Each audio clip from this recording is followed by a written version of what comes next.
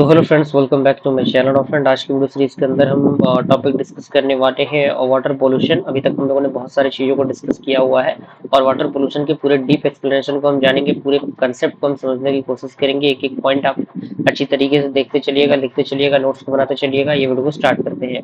Water pollution is the contamination of water bodies usually as a result of human activities। Basically कहने का मतलब क्या है कि वाटर पोल्यूशन जल प्रदूषित होता है किसके वजह से? जो भी ह्यूमन की एक्टिविटीज होती है उनके वजह से। ओके। अब यहाँ पे कह रहा है कि water bodies include for example that आज लाइक हो गया, वाटर बॉडीज को इंक्लूड करता है। लाइक हो गया, फिर रिवर हो गया, ओशियन हो गया, या फिर एक्विफायर हो गया, या फिर ग्राउंड वाटर हो गया।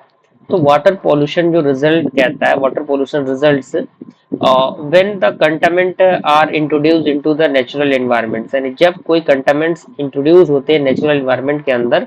फॉर एग्जांपल की हम बात करें, releasing inadequately treated waste water into natural water bodies. यानी जब मान लीजिए कोई प्रदूषित जल को हम नेचुरल वाटर में मिला देते हैं तो that can lead to the degradation of aquatic ecosystem. तो उस कंडीशन में कहीं ना कहीं वो चीजें प्रदूषित हो जाती है।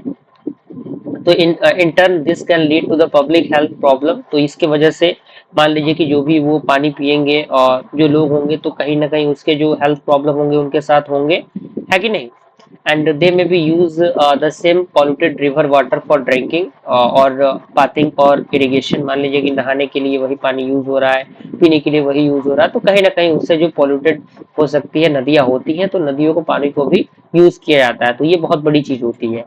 अब कह रहा है कि water pollution is the leading world wide cause of death and disease. यानी जो वाटर पोल्यूशन है वो वर्ल्ड वाइड बेसिकली डेथ को और डिजीज को बढ़ावे का बहुत बड़ा सोर्स बन चुका है due to the water borne disease। Okay. And water pollution can be grouped into surface water pollution, marine water pollution and the nutrient pollution. यानी वाटर पोल्यूशन जो है उसको अलग अलग टाइप में हम ग्रुप ग्रुप कैटेगराइज करते हैं। सरफेस वाटर पोल्यूशन हो गया, या फिर मैरीन पोल्यूशन हो गया, या फिर न्यूट्रन पोल्यूशन हो गया। वो सबसेट है वाटर पोल्यूशन के।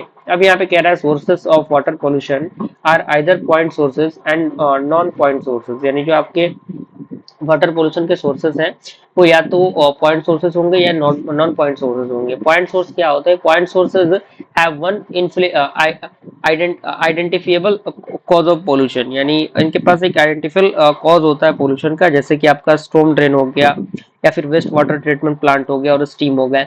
और नॉन पॉइंट की हम बात करें तो ये मोर डिफ्यूज होता है, जैसे कि एग्रीकल्चर रन ऑफ हो गया। अब कह रहा है कि pollution is the result of cumulative effect over time. यानी जो पोल्यूशन होता है वो एक टाइम के अकॉर्डिंग चीजों को कैलकुलेट करके देता है। All the plant and the living organism in being exposed to the polluted water body can be impacted, and the effect can damage individual species। यानी ये जो इफेक्ट है वो इंडिविजुअल स्पीसीज को डैमेज कर सकते हैं। और भी चीजें होती हैं। टाइप की हम बात करें तो सरफेस वाटर पोल्यूशन आ गया। तो कह रहा है surface water pollution include the pollution of reverse, lake and ocean. यानी सरफेस वाटर पोल्यूशन जो है वो रिवर को इंक्लूड करता है, लाइक को और ओशियन को। And subset of surface water pollution is a marine pollution. यानी जो आपका सरफेस होता है वाटर पोल्यूशन का वो मैरीन पोल्यूशन होता है। अब मैरीन पोल्यूशन क्या होता है ये भी आप देखिए। कह रहा है कि one common path for entry by contaminants to the sea or river. यानी जो आपका कॉमन पाथ होता है एंट्री करने का कंटामिनेंट्स का, वो समुद्र के रास्ते से, रिवर के माध्यम से होती है।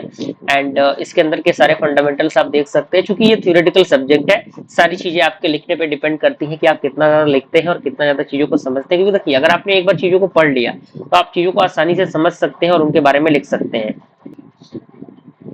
तो इसके बाद आपका ग्राउंड पोल्यूशन आ गया। ग्राउंड पोल्यूशन भी आप अच्छी तरीके से यहाँ पे देखिएगा। उसके बाद पॉइंट सोर्सेस है। पॉइंट सोर्सेस किन किन चीज़ों को रिफर करते हैं, और उसके बाद नॉन पॉइंट सोर्सेस है। चूंकि नॉन पॉइंट और पॉइंट का एक छोटा सा टर्म हमने अभी पीछे डिस्कस किया। अब यहाँ पे कंटामिनेंट्स एंड देयर सोर्सेस आते हैं। कंटामिनेंट्स क्या होते हैं, उनके सोर्सेस क्या होते हैं। तो यहाँ पे अलग अलग ह्यूमन हेल्थ प्रॉब्लम होंगे, जैसे आपका अलग अलग चीजें दी गई हैं, पॉइंट वाइज आप देख सकते हैं। उसके बाद पैरासिटिक वर्म जो इंक्लूड करता है जो आपके स्टैटिस्टोमा टाइप होता है उनको, और जो आपके डिटर्जेंट्स होते हैं वो क्या होते हैं। डिटर्जेंट के भी आपके अलग अलग फंडामेंटल्स, अलग अलग पॉइंट दिए गए हैं। सारे पॉइंट को आपको पढ़ना है, अच्छी तरीके से उनको लिखना है।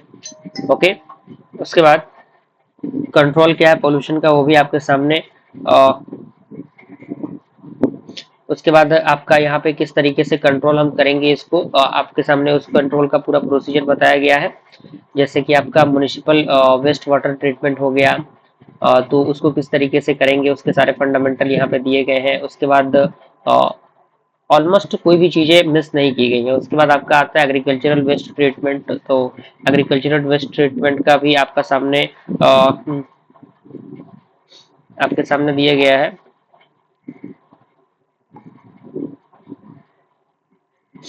उसके बाद एग्रीकल्चरल वेस्ट वाटर ट्रीटमेंट भी है कि किस तरीके से हम एग्रीकल्चर के वेस्ट ट्रीटमेंट को करेंगे। उसके बाद हमारा कंट्रोल होता है अर्बन और रन ऑफ का, जो कि स्टॉर्म वाटर होता है। तो ये सारे वाटर पोल्यूशन के पूरे फंडामेंटल्स थे। तो आई थिंक यहाँ तक कोई खास परेशानी आपको नहीं होनी चाहिए। मिलते हैं अगले वीडियो में नेक्स्ट टॉपिक के साथ, तब तक के लिए थैंक यू।